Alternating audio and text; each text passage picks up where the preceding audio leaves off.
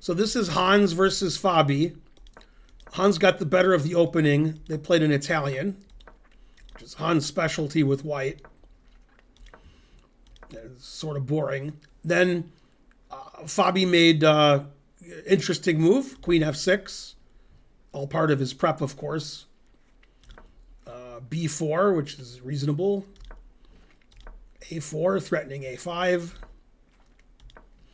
White gets a big space advantage on the queen side. Bishop E3, thwarting the good bishop on B6.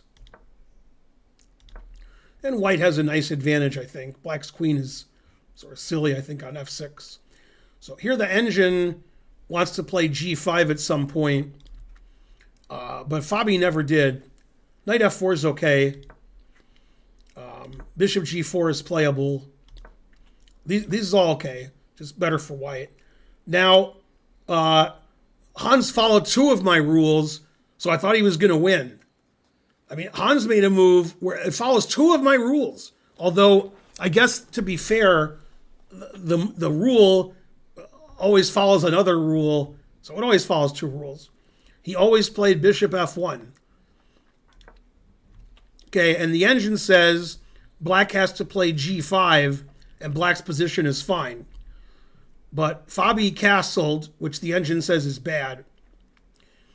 And white has more than one way to get an advantage now, but he played rook c1, which is fine. Again, black should play g5, played knight e6. Now white has a very strong position. He played g4. And in this position, Hans made a mistake, which threw away most of his advantage. And if you're capable of seeing the times on the clock on your stream, Fabi has a lot less time than Hans. So Hans wants to keep the tension and not do anything forcing, but he did something forcing that basically forced black into equality. What he should have done is played h4, threatening g5, trapping the queen. And the engine says white is plus 1.3 if he plays h4 with the idea of g5.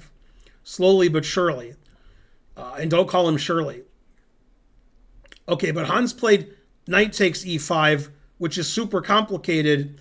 But if Fabi can walk the tightrope, then he can draw the game.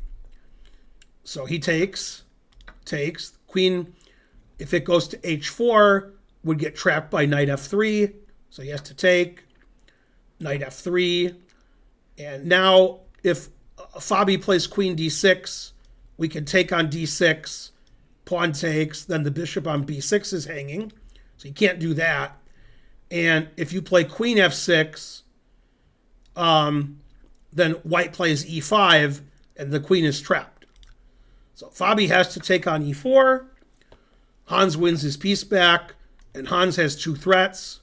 Well, he's not threatening the pawn because it's defended, although sort of threatening it because the knight would be hanging at the end of that. And white has two bishops. And black only has one move that equalizes, and Fabi found it even with little time on his clock. He thought 5 minutes, rook a d8.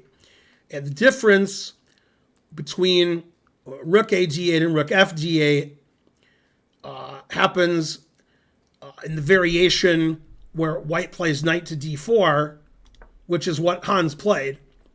Queen f4. And now in this position, Hans took on a5.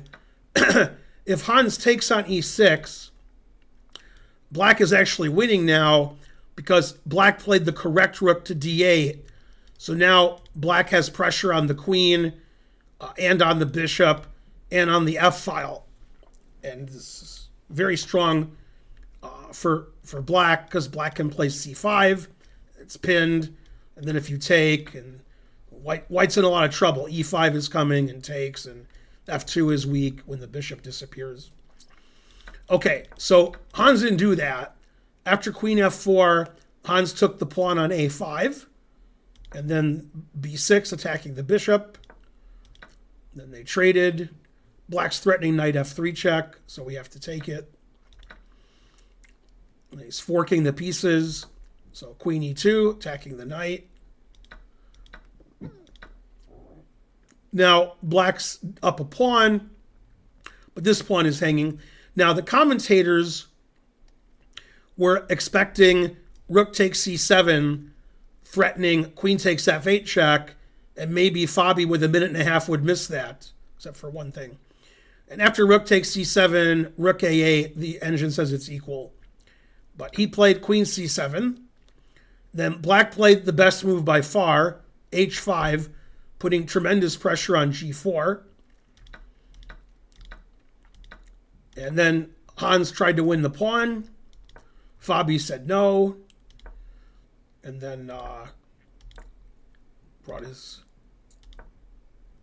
rook around and his king around. He didn't want to allow rook e1 pinning his bishop or bishop f3 first. So he played here. And then defended his pawn. And Hans has a little something, but it's not enough to win. These moves are all good. And Fabi made the time control when he played king f7. And white doesn't have enough pressure to win here. Well, the white is better. Hans played f3, showing that he would not win. Then Hans played the tricky bishop f7. The idea is if bishop takes b5, rook d5 attacks the bishop and threatens rook h5 mate. So Fabi didn't fall for that. Always play bishop f1. Both sides played bishop f1 this game. Both sides played f3 and f6. So the game was obviously drawn. King f2. Rook f8, the best move. If the bishop takes the pawn, we run into rook d5 again. And bishop h3 is bad because you're not putting pressure on this pawn here. When I say bad, it's still a draw. But better for white. So this is an immediate draw. This rook and pawn endgame. And if Hans takes on b6, king h5 is a draw. So now white wins a pawn, but black has too much compensation. And plays g6. Takes. At some point, black is going to play rook here and f5 checkmate, or just play f5 check and attack the f pawn. So Hans decided to trade down to the drawn ending.